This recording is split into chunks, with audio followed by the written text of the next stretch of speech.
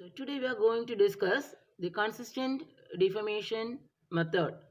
It is also called force method. Okay, forces are taken as unknowns. So the first step in this method is you identify the static indeterminacy or redundancy of the structure. So how will you find out the static indeterminacy? Number of unknowns minus the available equations of equilibrium. We have a beam with only vertical loads. So there will be only vertical reactions and moments. So we need not consider the horizontal equilibrium equation. We need consider only the two equilibrium equations, sigma v equal to 0 and sigma m is equal to 0.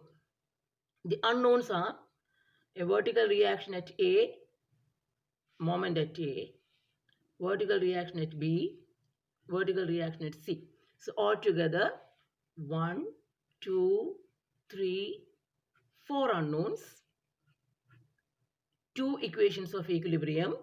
So the static indeterminacy is 2. Second step is you remove the redundance.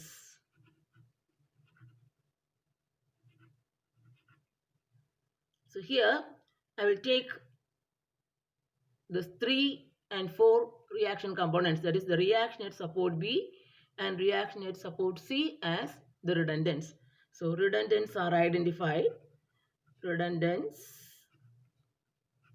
RB, RC. So we remove the redundants. So this will be the structure after removing the redundants RB and RC. This is called the primary structure or statically determinate structure, basic structure. Different names are given for that. Now I will mark the primary structure. It's a cantilever with the redundants. I have adopted redundants. This is 1, 2. So static indeterminacy is 2. We have released 2 redundants or removed the redundants, and the primary structure is a cantilever, and I have marked the redundants.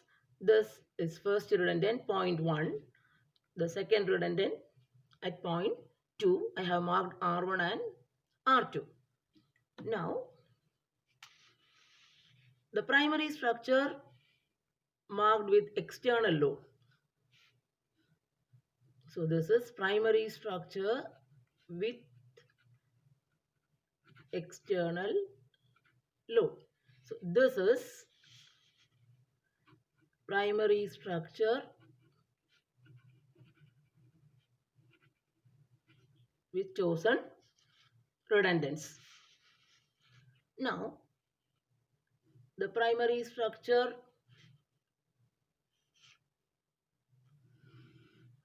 with external load 0.1, this is 0.2.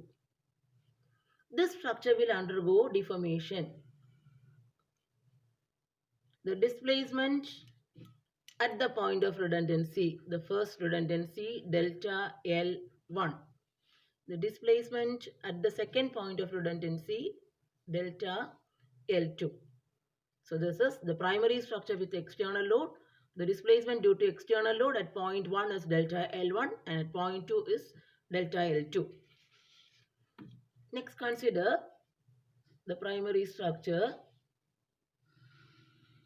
Apply the first redundant. Apply one redundant at a time. Say give unit value. You give unit value for the first redundant. The structure will undergo displacement like this. Displacement at this point 1 is called small delta 1, 1. The displacement at this point 2 is called delta 2 2. So apply the redundant one at a time. Unit value of the redundant at point 1. The beam undergoes deformation and delta 1 1. Displacement at point 1 due to unit value of redundant 1. Displacement at point 2 due to unit value of redundant 1. Delta 2 1. Delta 1 1. Delta 2 1. Next, apply unit value of second redundant. At the second point, you apply R2 is equal to 1. Then also the beam deflects. This is first point. This is second point. The displacement at this first point is delta 1 2. Displacement at point 1 due to unit value of redundant at 2. The displacement at point 2 is delta 2 2. Displacement at point 2 due to unit value of redundant at 2. So I'll repeat once again. The primary structure with external load. Displacement at the first point is delta L1. Displacement at the second point is capital delta L2. Apply unit value of redundant at point 1. Displacement at point 1 is delta 1 1. Displacement at point 2 is delta 2 1. Apply unit value of redundant at second point. Displacement at first point is delta 1 2. The displacement at the second point is delta 2 2. Now we will write the consistent deformation equation. Consistent deformation equation. See, in the original structure, we know the displacement at point B and displacement at point C is 0. For the original structure, displacement at point B and displacement at point C is 0. Now let us see. Due to external load, the displacement at point 1 is delta L1. Displacement at point 1 is small delta 1 1 when R1 equals 1. But if you have a definite value for R1, the displacement at point 1 will be delta 1 1 times R1. Similarly, when R2 equals 1, the displacement at point 1 is delta 1 2. So if R2 is having definite value, the displacement at point 1 will be delta 1 2 times R2. So this gives the total displacement at point 1 that is equal to 0 in the original structure. Similarly, considering the second point, delta L2 plus delta 2 1 R1 plus delta 2 2 R2 equal to 0. That is total displacement at point 1 is contribution from external load delta L1, unit value of redundant delta 1 1, that into R1. Unit value of R2, it is delta 1 2. So delta 1 2 into R2, total displacement is 0. Similarly, for the second point, external load delta L2 due to unit value of R1, delta 2 1 times R1, delta 2 2 times R2 is equal to 0. Now I am going to write this in a matrix form. Delta 1 1, 1 2, 2 1, 2 2 into R1, R2 is equal to minus of delta L1 minus of delta L2. So this previously written equations are converted into a matrix form. Delta 1 1 R1 plus delta 1 2 R2 equals minus delta 1.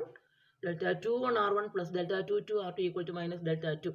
Or we can write it as F into R is equal to minus delta, where this F is called the flexibility matrix. It contains the terms of the flexibility matrix are called flexibility influence coefficients or delta ij. Each term of this flexibility matrix is called flexibility influence coefficient, that is nothing but displacement at point I due to unit load at J. So we have written the flexibility matrix. Each of these terms, delta 1 means displacement at 1 due to unit value of load at 1. Delta 1 is displacement at 1 due to unit load at 2. So generalizing, delta ij represents displacement at any point I due to unit load at j. So mainly, so here F into R equals delta. I have defined what is F. And what is R? R is vector of redundance. That is what we have to find out. And right hand side vector delta L is displacement due to external load at the point of redundancy. So F matrix and delta L matrix both are displacement quantities. The unknown is F into R equals delta. R is the redundant which we have to solve for. So for solution of displacements, we have already studied in previous modules how to compute the displacement of statically determining structures. So for that, for finding the displacements, we are going to use unit load method. So the displacements can be found out using the unit load method. So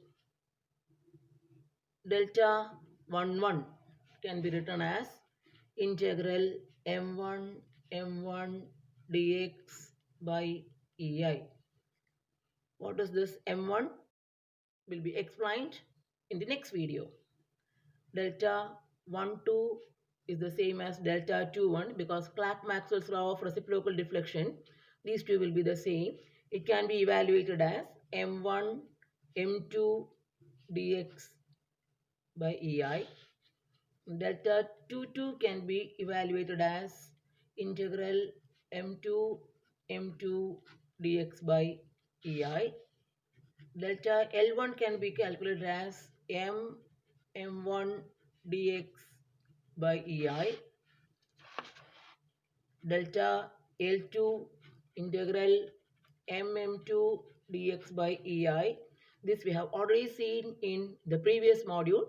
Anyway, this will be illustrated with the help of numerical example.